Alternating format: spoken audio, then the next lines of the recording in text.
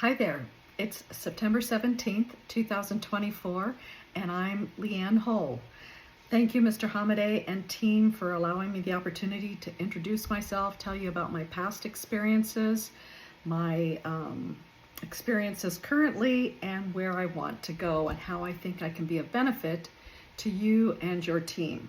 So I'm born and raised here in Phoenix, Arizona. I actually live in the district that you will soon be representing, which I'm very excited about.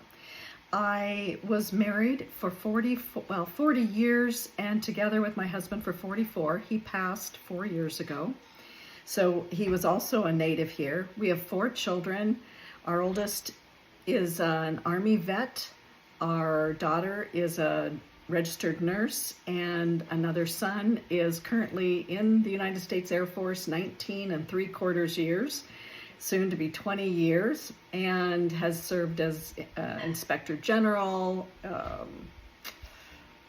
Air Force Honor Guard, so many opportunities that he's had. And then our youngest son, he died by suicide when he was 16 years old, and it's almost been 12 years. December 11th, 2012 will be 12 years.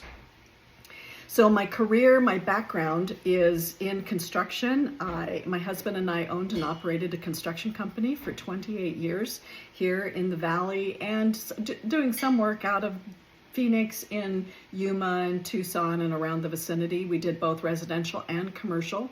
So it was a very exciting opportunity for us to be present for our children and operate a business and be entrepreneurs, something we always wanted to be.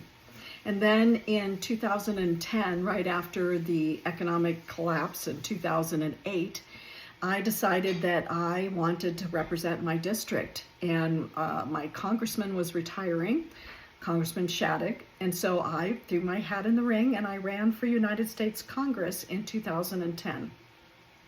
I came in dead last, but it actually was probably the best thing to happen for me, and there were a lot of amazing things that came from that. So little did I know that 2 years later, my youngest son would die by suicide. And so in 2010, when I was running for Congress, I met a lot of people. I learned a lot of things, and it was through those experiences that allowed me to really go to work and make a difference in my community after Andy passed in 2012. Almost immediately after Andy passed, I started a nonprofit foundation called Andy Hull's Sunshine Foundation.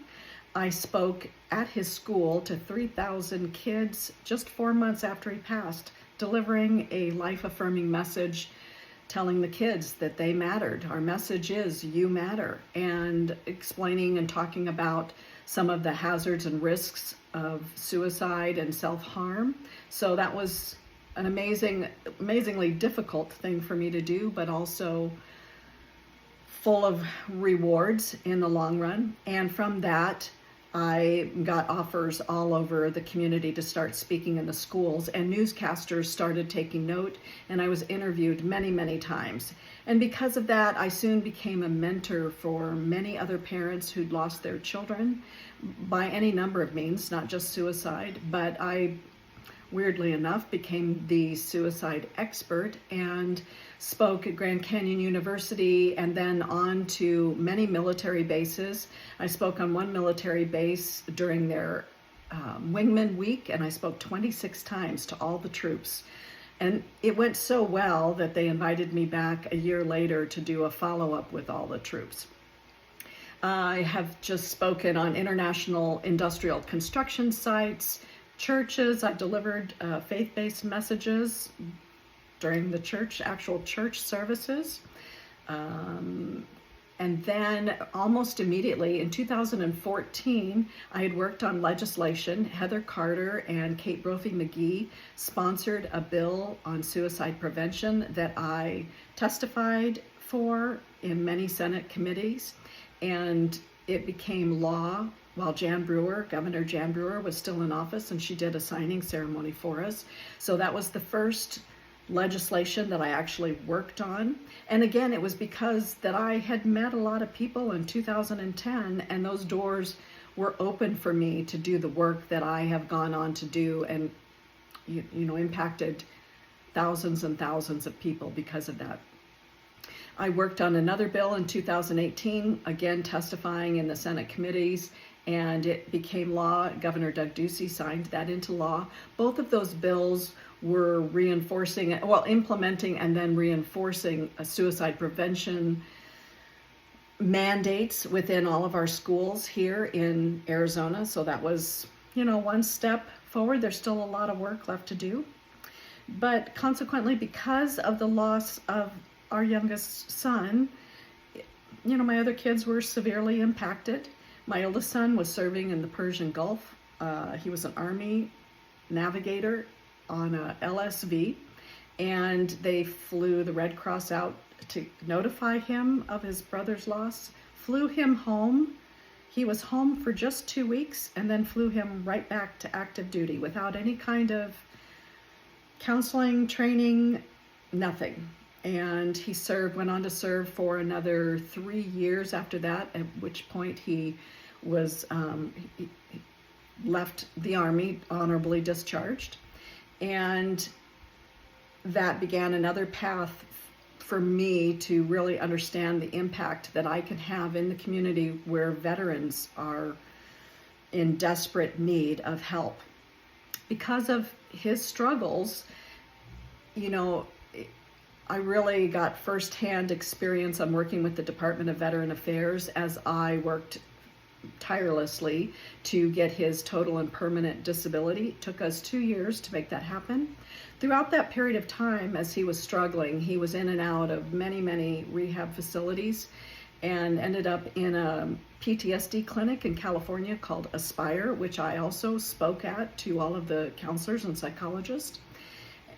And that was a turning point for him. Each of those stints in the rehab facilities, he took little tools away, but it also allowed me to grow and understand how to handle someone with extreme PTSD and to not be an enabler. Very difficult for anybody that's in direct contact with a veteran who's struggling. So that allowed me some training that then I could go on and implement and offer to other veterans and their caregivers. At which point I also became a caregiver through the caregiver program at the VA.